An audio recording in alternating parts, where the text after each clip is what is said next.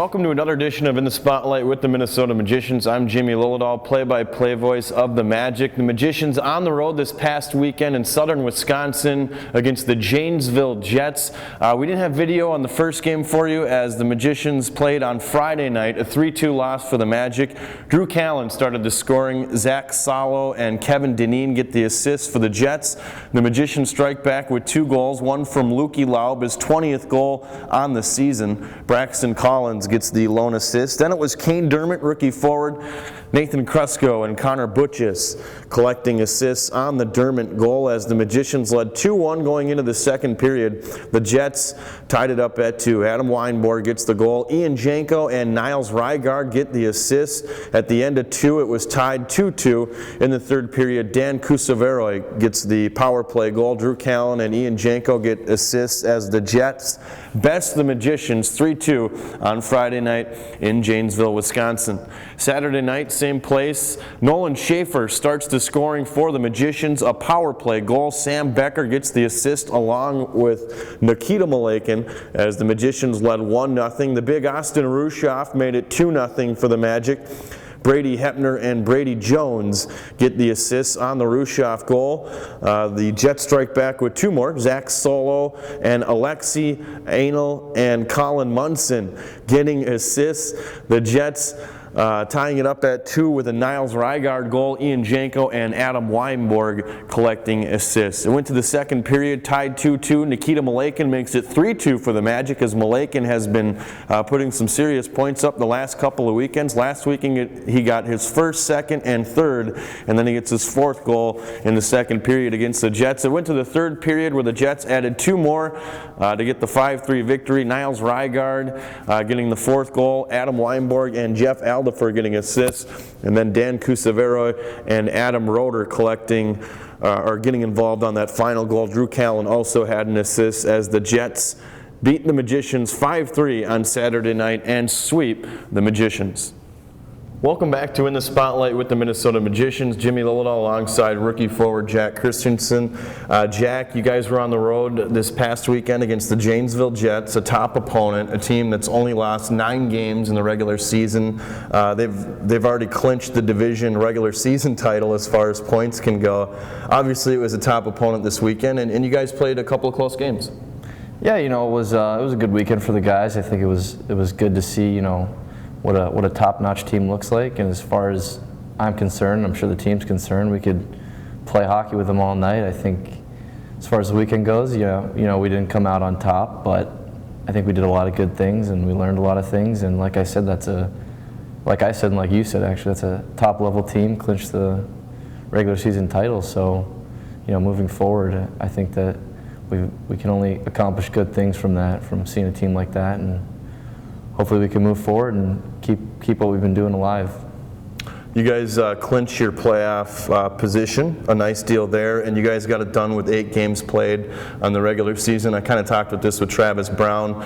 You guys, you accomplished your goal, and that's great, but you guys aren't comfortable. Obviously, still some games to win here. Yeah, well, you always want to keep winning games, and clinching the playoffs just the start of it. We want to keep rolling in the playoffs, and hopefully catch a couple teams sleeping on us, and we're playing our best hockey of the season right now. So, like I said, if someone takes us for granted, playing us in the first round, it's more advantage to us because we know we're a good hockey team and we know we can get the job done. So, looking forward to playoffs coming up soon. About that, does your preparation change a little bit? Obviously, the games are bigger, but is anything going to change as far as preparation and just getting prepared for the playoffs? Not so much. I think we all know what we need to do and what's made us successful as of late, and I think now it's the only difference is the intensity. It's just up a level, and that's just fun hockey to play. So, I think the guys will be ready, and everyone knows what we need to do. But playoff hockey's a whole different game, so it's going to be a lot of fun. Yeah, just you talked how things have been going lately. It kind of seems like maybe the recent style of play is something that we've seen in every level of playoffs in hockey. The physical teams win, and that's one of the things that we've seen. You guys have been really dictating the pace the last couple of weeks. I mean, even if you wanted to get technical and look at the amount of fights the team has had, 9 fights, I mean, more than half of those coming in recent games. Where's this fight came from? it all of a sudden it was here. You guys won 5 in a row. I think 8 games in a row with points, and I mean it's been fun for everybody to come to the rink lately. Yeah, exactly. Like you said, it's been a lot of fun. You know, when you're winning games, coming to the rink's a lot of fun, and I think that to an extent we kind of said to ourselves, you know what, we're a good team. We're tired of taking this, and really have fought back, and you know, no one's pushing us around. Honestly, it's the vice versa. I think we're pushing teams around now, and it's a lot of fun to come to the rink when you've got that little bit of swagger in your step, and you know every night you can come in and you know beat a team up physically, mentally, and on the scoreboard. So yeah, it's a lot of fun right now, and hopefully we can keep riding this wave. Playing at the junior level, you get opportunities, obviously wonderful opportunities. You know, you get to move away from home, kind of mature a little bit, you know, earlier, kind of put college on the back burner and work on the hockey thing for a while. You know, one of the things about this schedule, or about that, is, you know, the promotional events and that kind of thing. A couple of promotions this season, you know, secondhand hounds when the dogs came out. Susan G. Coleman, you guys wore the pink uniforms. We just had defending the blue line. You guys wore the red, white, and blue. What's it like to get a platform to give back? Yeah, it's a lot of fun, and you know, I was actually just yesterday. I was at a school, you know, reading to some kids, and it's a lot of fun to see the enthusiasm that they give when we give back to them. And you know, we've got fans in here every night, and the community supports us. So it's nice when we get the opportunity to give back to them to, you know, the fullest extent that we can, because we appreciate everything they do for us. So when we get a chance to reciprocate it, it's a lot of fun. I've been talking a lot about the physical play and obviously how that's gone hand in hand with the wins. One of the things I haven't mentioned is goaltending, because goaltending's been great.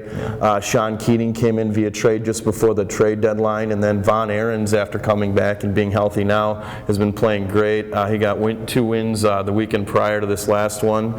He got the Midwest Division Star of the Week as well. What's it like having those 2 guys back? They're guys that you can depend on. Yeah, well, you know, it's a matter of being able to play in front of either of them without any doubt in your mind that they're going to make the saves when they need to make the saves, and even steal a couple, obviously, from the other team, and that brings a level of confidence to your team when you're playing in front of a goalie like that, because you're not afraid to make mistakes, because you know, worst case scenario, they're going to bail you out. And they've both been playing great hockey, and we couldn't be more fortunate to, you know, have 2 great goaltenders. And you see it in the NHL on every level. If you ever want to make a run, it starts from the defense out, and I think that, you know, we have 2 great goaltenders that are really going to give us a shot at a good run. So.